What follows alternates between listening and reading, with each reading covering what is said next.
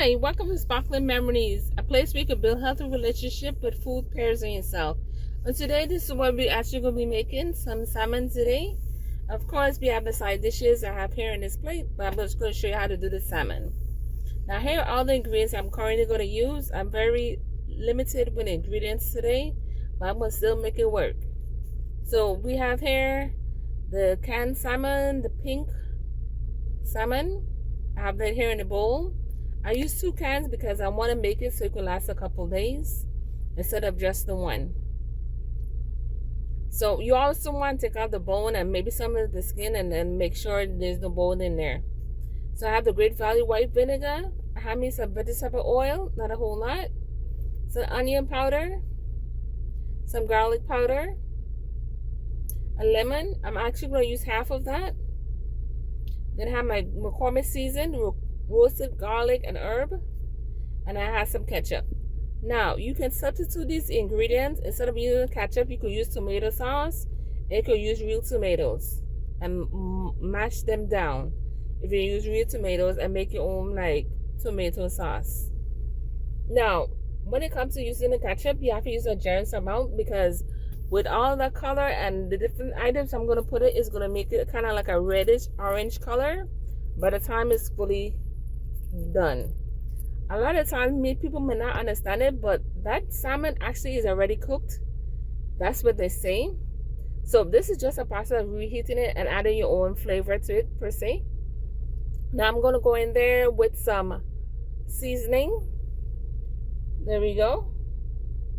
Gonna add my onion powder and my garlic powder. I already went in with my McCormick. Now this is the pan I'm going to use. It's not going to be a deep fry. It's just going to be a little bit of oil in the bottom, as you can see here.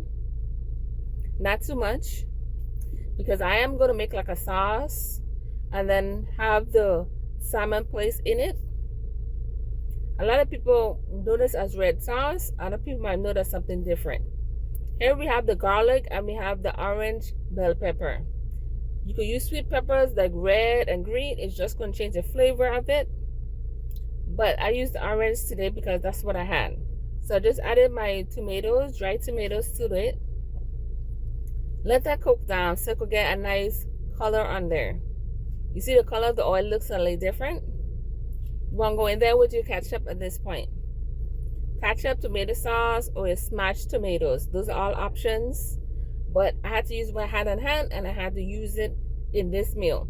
At this point, I only had ketchup and none of the other substitutes, so that's what I went with. So now you gotta mix that up some. It's gonna give you a nice texture. Right now, it's gonna kind of look like paste in your pot with the oil and all the other things that's in it. But trust the process. It's gonna taste good.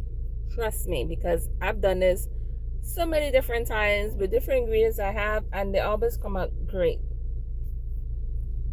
So what you want to do after you do that, you want to go ahead, let it simmer. Then you want to add your white vinegar. I'm going to show you exactly how much vinegar I put in mine. Not a whole lot.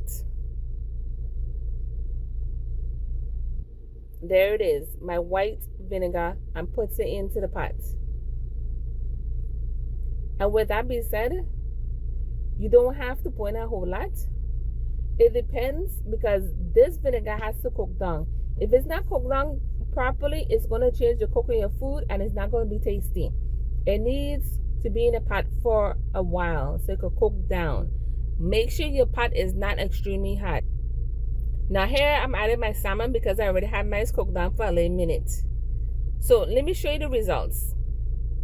My rice, my beans, and my salmon.